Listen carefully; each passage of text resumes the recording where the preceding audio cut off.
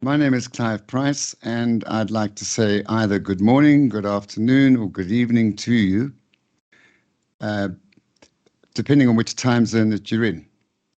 I'm looking forward to this session today because after years of doing sales and doing it wrong and doing it right, I've developed a kind of sales process that works for me. And it's called Three Golden Sales Nuggets, your key to closing deals. And this might sound strange to you, but everybody should have a sales process that they follow.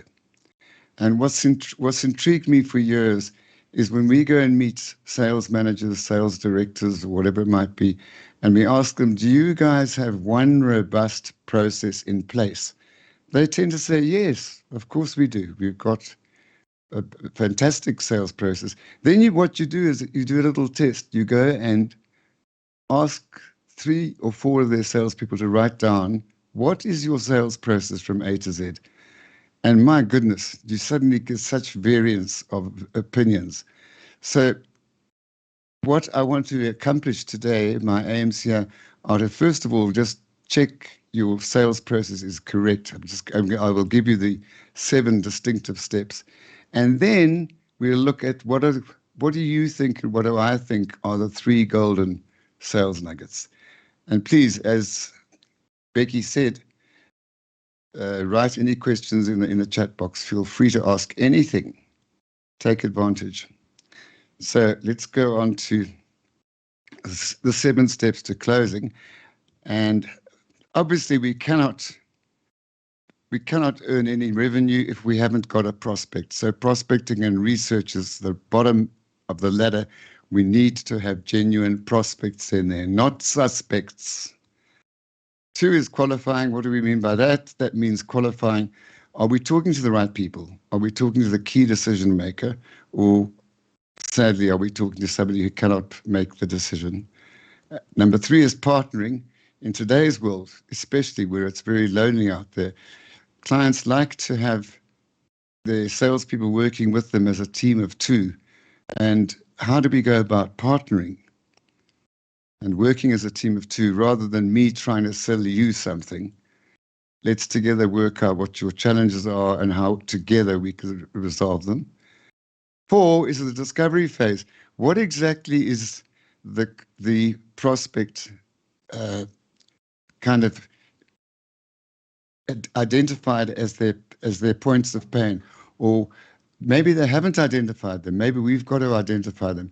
So we've got to have a toolkit in place that will drill down into the discovery phase and find out what their actual needs are, because there's always a story behind a story. So this is an important phase, and then we go into our beautiful thing that most salespeople love doing all the time, is presenting, saying how marvelous their products are and feeling proud as they should about who they represent. And then, of course, we need to get money in the bank, so it is closing and getting the business in. And at any stage here, we're going to get this objection coming in. So now that I've gone through it very, very quickly, those 7 steps, and by the way, we have combined the best of the best here. There are so many theories out there that float around, from spin to situational analysis to rank Xerox systems to Brian Tracy to you just kind of name it. And there's a lot of people out there who consider themselves to be experts, and they tend to very often give a different take to what they think is the sales process. But I can assure you, at my rather mellow age, I have discovered that this is a logical process. It's structured, and the main thing is it works. Today we're going to be covering those 3 golden nuggets, which I've chosen out of that list of 7. The first one is prospecting, and that is just making darn sure that your sales prospecting pipeline is not getting blocked up with suspects. And there's a couple of points we want to cover there. And then there's a discovery phase. That's finding out what their requirements are, because very often what they say as being their requirements aren't. There is another story. So people say we're suffering from, I don't know, let's say absenteeism, for example, too much absenteeism. And you ask what is the issue behind that, and they say, well, people are lazy. They take advantage of the company's rules and regulations. And when you drill further and further down, you find that there's a totally different reason for the absenteeism problem. It might be anything from disagreement with company policies or with obviously COVID's out of our hands. But we want to find what's called do a root cause analysis. What is the root cause of the problem? And then closing, we've got to get that in and make it easy and make it simple. So that's what we're covering, and I look forward to that. Just to rub it in and reinforce, we're going to be looking at prospecting, the discovery phase, and closing as being the three areas. Let's start with the first one. There's so much written about prospecting, and it's such a critical area. In fact, on Bookboon, you'll find that I have got a book up there called Turn Cold Calls into Gold Calls. And I've written down a really easy step-by-step approach, which I urge you to have a look at if you want to understand exactly how to go about prospecting. But the first question I want to ask you is, how many of you have drawn up what is called an ICP? An ICP stands for an ideal customer profile. Now, until we've drawn up the profile of what we are looking for, what kind of prospect suits the business that we're in and suits the type of services that we deliver or products, what is their profile like? If we haven't profiled them accurately, and all you've got to do is look at your loyal customers around you and write down what are the commonalities between them. What makes them, why did they buy from you? Have you asked them what was the reason they bought from you? And if you're not asking those questions, it's more difficult to profile. So we need to have an ICP drawn up first, because otherwise we're shooting blind in the dark. And as you all know, that's a hit and miss game. The first area that I'd look at is, I call it look under your nose. I often wonder why salespeople do not go to their existing clients and ask them for referrals, and ask, because clients are only too happy to give them. They're loyal for a reason, and that is that they enjoy what you do and they enjoy your services. So is it pride that stops us from going to ask for more? I don't know. Why don't we ask them? And don't forget that asking your clients is not just asking your client to recommend their clients, but also amongst that whole mix, there are another set of prospects, and that is the suppliers to all those customers. So look under your nose. Don't go staring like this guy into the distance and start looking far afield. Find people that are close by, and people find the low-hanging fruit that you can pluck and use that first. Now, once you've drawn up an ICP, one can start applying this to the prospecting pipeline. The prospecting pipeline, a much spoken about issue in sales, and problem here is that we tend to attract so many suspects into our pipeline, or let's say we deposit them into our pipeline without too much analysis. And we need to be asking these questions before we put them before we appoint them from being a suspect into a prospect. We need to find out, is their pain quite large? What is the degree of that pain? Do they want to do it now? Are they urgent about it, or is it some distant dream? And what's the level of competition for this client?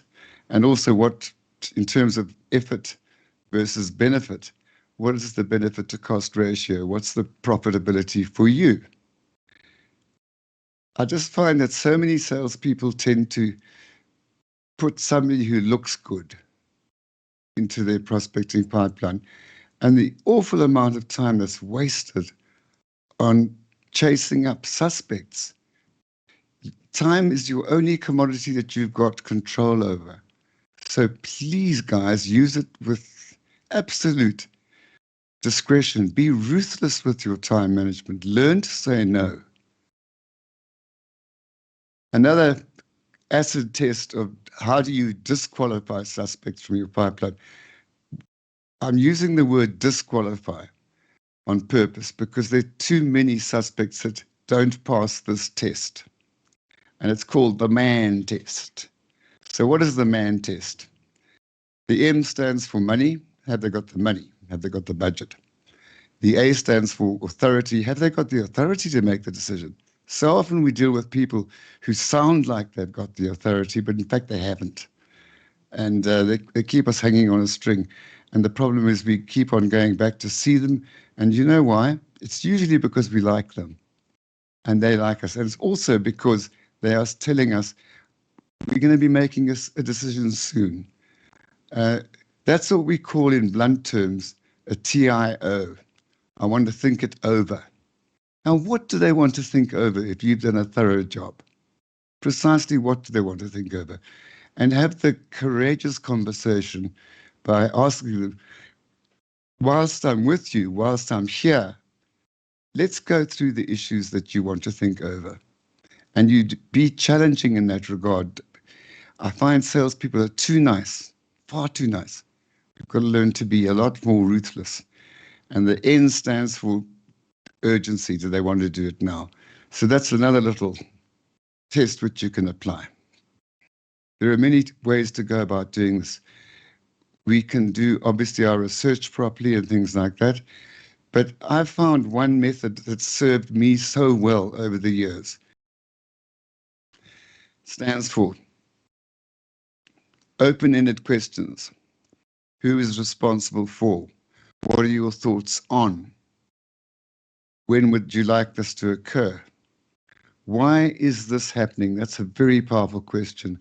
If you continue to drill down on using the whys, you start to drill down into what is creating the real pain. Where is this happening? Frequency. And how? How often?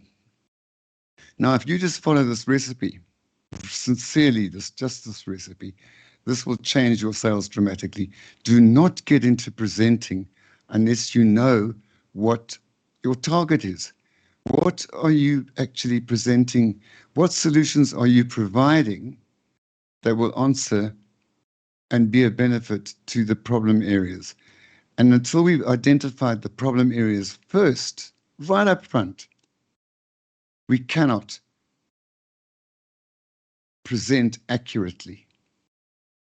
And that means, you know, what tends to happen, and again, it's a sad thing around the world, and I've had the good fortune, thank goodness, to work around the world in Canada, London, and many countries in Africa. You'll find that irrespective of the cultures, the one thing that remains is the sales process remains the same. So we don't have to worry about culture. But most salespeople fall into the trap of presenting too soon. It's called the presentation trap. And they rush into that, and that's called a machine gun approach. And that's basically spray and pray. Let me just hold thumbs, spray and pray, and I might just hit something. And obviously that's not the way to go. Sales is becoming more of a science. And there are even some universities out there and institutions that talk about the science of selling. I'm not convinced it's a science yet because we're dealing with human behavior, which is cannot be predicted. So we've still got the shrinks around, we've still got the psychologists around, and they use these methodologies to great advantage. Certainly doctors do.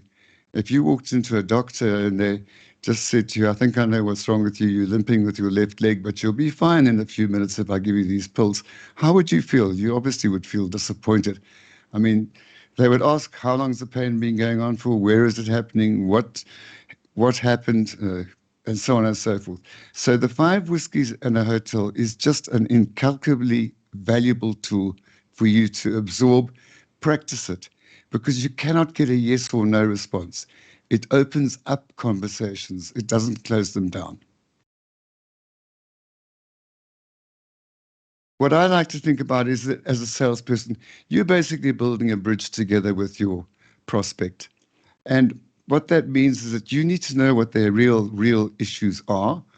And once you know what their issues are, that is their story. You know what your story is, and you can customize or tailor make your solution to meet their problem areas. So their story combined with your story becomes our story, which means it's a team of two working together to solve an issue. And it's actually building a bridge where they see you as a solution provider because you're asking good questions and that you're not just glibly giving them a quick solution, a quick band-aid fix.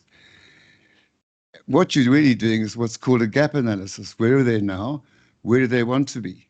So that's the gap that exists. And once you start taking a sincere interest in them by asking the 5 whiskeys in a hotel and being attentive and use engaged listening, then they start to view you in a different light. We live in such an impersonal world these days. Customers very seldom, or prospects very seldom, are taken seriously. And that's where salespeople, professional salespeople, come into the picture. We should see ourselves as being solution providers, solving their challenges. You know, when people say, are you just a salesperson? Wow. When I think about it, you are so much more than a salesperson. If you think about it, you need to understand the market trends in different sectors. You need to know the economies and how they're growing and how they're not growing. You need to know a little bit about psychology. You need to know so many things. So anybody who says, I'm just a salesperson, not a chance.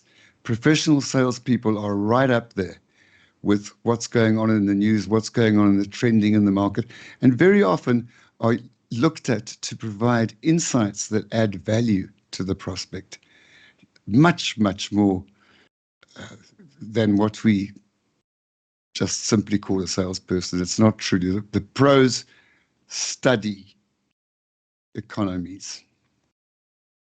Guys, this is a disappointing little story to share with you, but I have watched thousands of salespeople all over the globe who are taught to introduce their company with pride.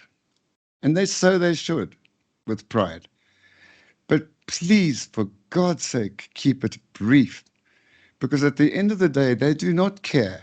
I didn't start off this chat with you guys by saying, do you know what? The Peer Sales Training Group has been in business for 29 years now, since I started the company. And you know what? We are active in 5 African countries and in 3 other countries around the globe, and we have trained over 3 million delegates to date. I mean, seriously, guys, who the hell is interested in that information? They need to know that you're a stable company, yes. So accept the fact that they will get bored, and do not stretch out your introduction about you and how important your company is and why you're so much better. A lot of salespeople make the mistake of developing a very sophisticated value proposition. You know, this is what sets us apart. This is our great differentiator. And they come marching in and they say to a client, whether it be virtual or face to face, and they start talking about the fantastic value that their services deliver to the market. And sadly, they think that's going to make an impression. It doesn't. It switches off people and you watch them yawn. You just watch the body language. Your presentation should be interactive. Literally give yourself, I would say, 30 seconds to introduce yourself and your company. If they want to know more, they will find out. And secondly, buyers these days are a lot more sophisticated, a lot more savvy. They would have checked you out. Most buyers would have checked you out before they allow you an appointment.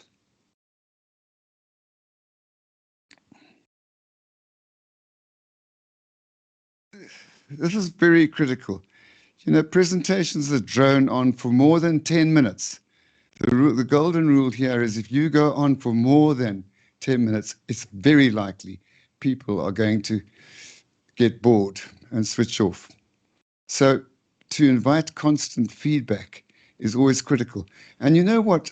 It's the small yeses that build up to the close. It's not the close, everybody makes a big deal about it, that it's, you know, it's a great mystery. And here's, in fact, in our workbook, just to satisfy the market, really, we've got 18 different types of closes, from the subordinate close to the parrot close to the Colombian close to the, we've got all these 18. Now, a lot of sales managers and directors, they phone us up and they say, our salespeople aren't hitting target. Please, can you teach them how to close? Of course, we say yes. And of course, we don't go in and teach them how to close. What we do is we teach them how to do a proper discovery phase, which I've gone through briefly with you. Because once you've got the pains identified and agreed, then that little mini sales that occurs throughout the meeting makes the big close at the end very small. So coming back to inviting constant feedback, it can be a nod of the head. It can be you asking, so far, are we on the same wavelength? It's a very nice question. It's paying them a compliment. I want to check that what I've covered is in tune with your expectations. Very nice question. You know, whether you get a negative or a positive response, you are being led now by their responses. Be very open to being led by them. When you are presenting and when you are talking and when you're interacting, you need to be very cognizant about what's going through their minds. And if you don't ask, you're not going to get. So you need to stop every now and again and just get, how does that sound? Yes, that sounds good. Or no, I'm not sure about that. It's called fishing for the no. Find the no, find the negatives early. I see most people, salespeople, they don't want to ask these questions in case they get a negative response. And that's such a pity, because we should be inviting this and landing the no early. If we are going to get a no, let's get it early and not waste our time months down the line. So as I mentioned here, let their questions direct the conversation. Don't have a pre-packaged pitch. Please, the PowerPoint paralysis sets in. How can you pre-package a solution when you haven't identified the pain points? When you're not sure about the pain points, how can you customize? You can do it, but you do it using your own brains and using your own initiative and your own innovative ways. You don't do it from a pre-written, prescriptive value proposition or script. That doesn't work like that. We need to get them to direct their questions. And very often, people actually love presenting. They love it. That's the problem. And it's a sad fact, but very true, that people get bored easily these days. You know that. So we've got to get this total interaction going. There should never be the word presentation, because it implies a one-way monologue. And really what it is a dialogue.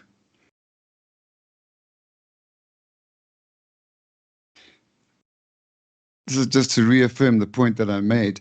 You need to have a very precise target when you come to giving your presentation. In other words, you've identified, let's say, 2 or 3 pain points. That our ground rule is identify 3 pain points, and that gives you permission to proceed. Permission to proceed into the next step, which is presenting. Now you can gear your presentation towards those 3 precise targets, and you take out of your presentation what isn't appropriate and necessary. It becomes very much, as I said before, a scientific mission now, and getting the agreement on that. And assertive closing I've touched on. every yes that you get, we call these yeses right from the start of the meeting GCs. G stands for general commitment. General commitment means anytime anybody says yes, that's cool. And count them. My rule of thumb here is if you get 10 yeses, solid yeses, you're in business. And there's a psychological bit of philosophy and bit of advice, practical advice I'd like to share with you. And that is, it's a saying that goes like this. If you say it, they can doubt you. If they say it, it's true. So, let me go through that one again. I can go on telling you and telling you, but telling you isn't going to be the deal breaker at all. I need you to tell me in your words what you think is true, because that is the reality. People won't buy from you because you're sounding persuasive and you're sounding genuine and you're telling them. So stop telling and ask. In fact, 3 words, if you get 2 takeaways from today: ask, don't tell. Collect the yeses mentally. When you get to 10, you're in the zone. So coming back to the assertive closing, I'm going to summarize it by saying collect the yeses. Point number 2 is so critical. At any stage during a sale, you can actually use this technique of summarizing to gather your thoughts and collect the yeses. So you can go do something like this. So far, Tom, we've covered these areas, 1, 2, 3. What are your thoughts on the first priority? What are your thoughts on the second priority? How do you feel about this one? And that's called collecting the yeses using the summary process. Also, summarizing gives you a time to breathe and to think about what your next step is. And then go in with a gentle close. When I say gentle, it really, there's no mystery behind the close. The definition of a close for me is the process of helping people make a decision that will be good for them and you. The process of helping people they need help. You need to be the expert. They rely upon you for insights. Go with a gentle close and then shut up. Big one for salespeople. They love talking. So we've got to learn to shut up. And why shut up?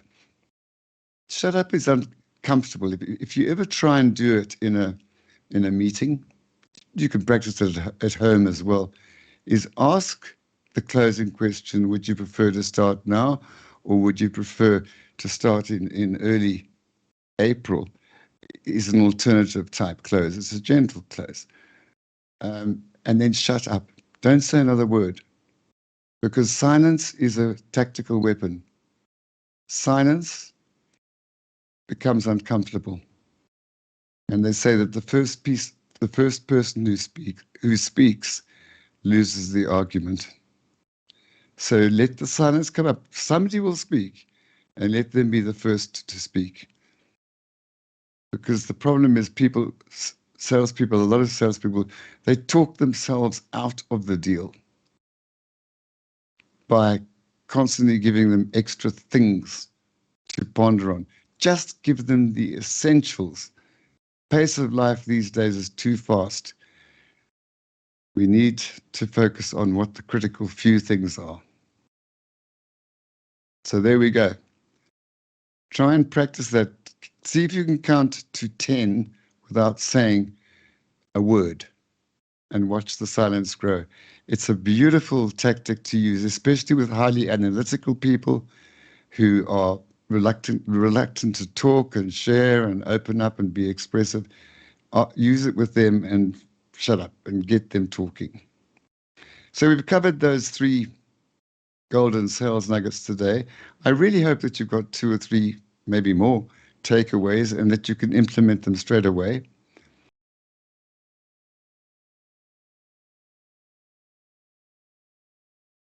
It's a very good question, and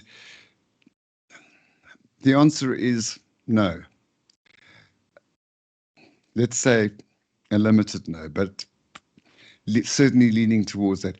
The sales process remains the same. It contains a logic and a sequence and a psychological structure that remains the same. What hasn't remained the same, obviously, is the medium of communication. And the one disadvantage with virtual sales is that, yes, it's difficult to get engagement going. I know that.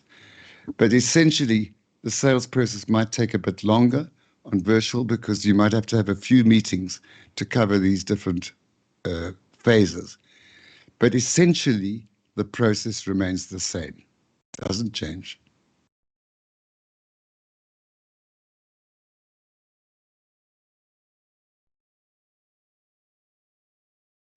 Well, you can learn a lot from your current customers because you know what market sectors they're in, you know what type of problems that they've got, you know what kind of challenges they've got, and you've got experience and insight. And the lovely thing about a salesperson is they've got a macro view of what the issues are in that sector. So I would say, yes, that's you start with your existing customer base and you work out what are the commonalities between them that make them a great prospect. The problem is that we don't grill them enough. We're too nice in terms of just putting them into our pipeline. And that's where the time waster comes in when you deal with suspects. So I'm not sure if that answers the question, but essentially first look at your client base and then apply the criteria that you come up with to the other sectors of the market and other, I call them suspects all the time.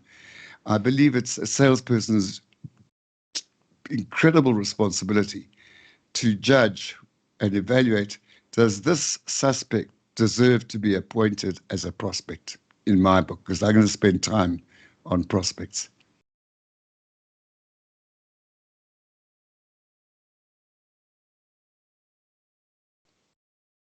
That's a very good question because if the buyer wants to buy, the question is why haven't they bought?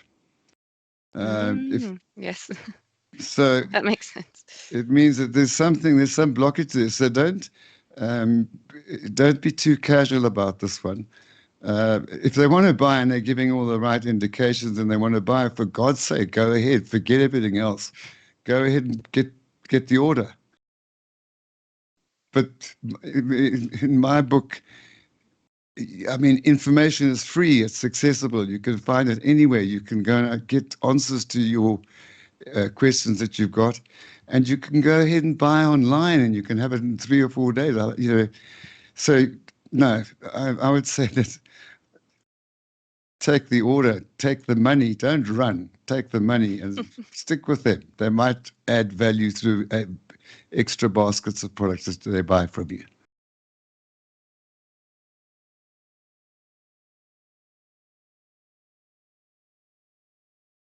It's a very good point.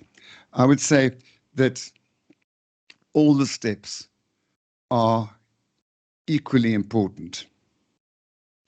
However, if you skip one step and you know the process well, one or maybe 2 steps, you can really get away with it.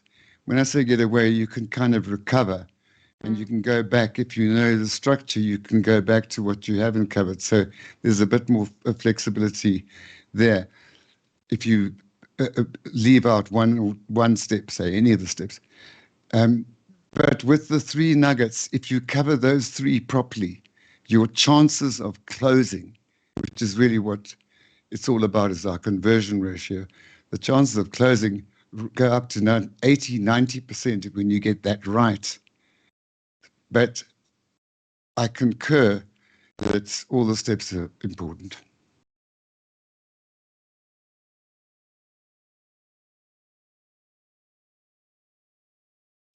I got asked the question on a webinar show by somebody. I was on a panel with a few other speakers, and somebody just asked me that question.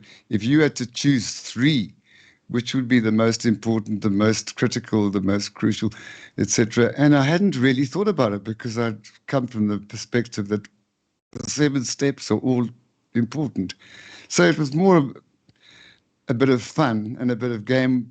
And it took me a long time to come up with the 3. And I know that when I do those 3 steps well, I know that the chances of the deal being closed go up. So it comes from experience. Well, that's a very good question. Maybe I can answer it by saying, why do you think that we are in business as a sales training company? And the answer is that sales trainers and salespeople don't get it. We provide solutions and they focus primarily on the discovery phase. And I get gobsmacked by the ignorance of trainers around when you ask them, you know, how much time do you spend on the discovery phase? And they look at you and they say, what's that? And then you know that you've got a huge opportunity here to sell what you're good at doing. And the discovery phase is also critical because as I said before, it's the basic psychology 101. It's getting them to identify their problem areas and helping them identify what the real issues are. And to answer the question in one sentence, it should be taught as the number 1 priority in sales. It's usually not, and that's why we are in business.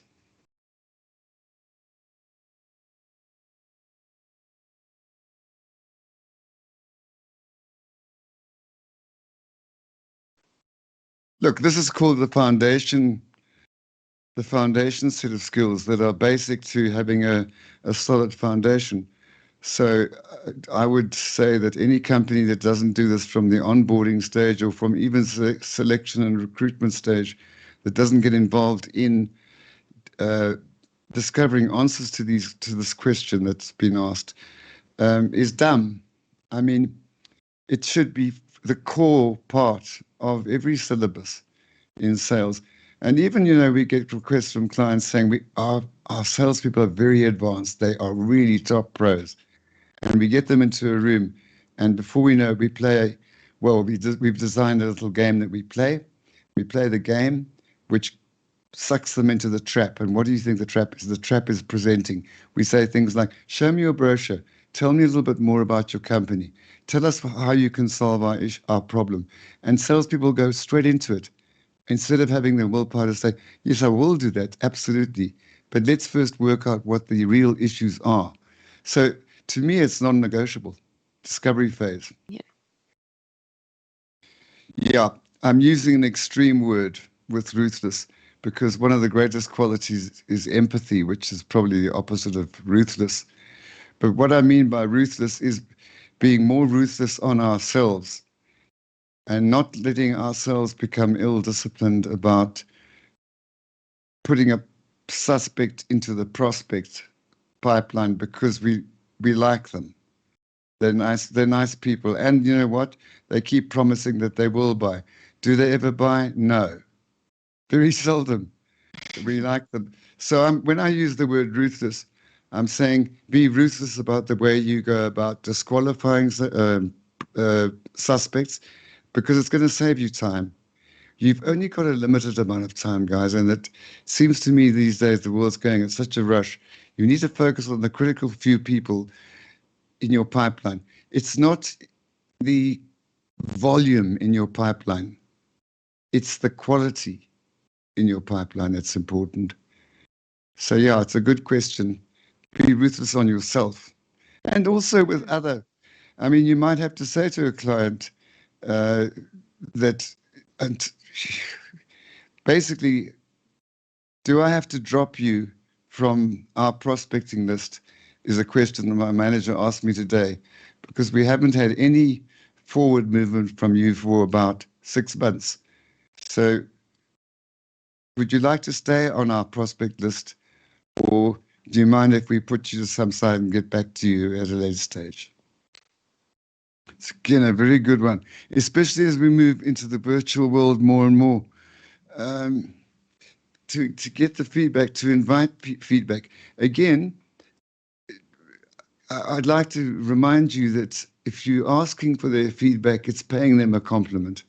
It's saying what you're saying to me, it makes sense, but I want to be sure, and I want to check with you that we're on the same wavelength. So we need to stop presenting. You should have a little, I don't know, vibrator on your watch or on your phone that after every 3 to 4 minutes, stop and say to them, so far, so good.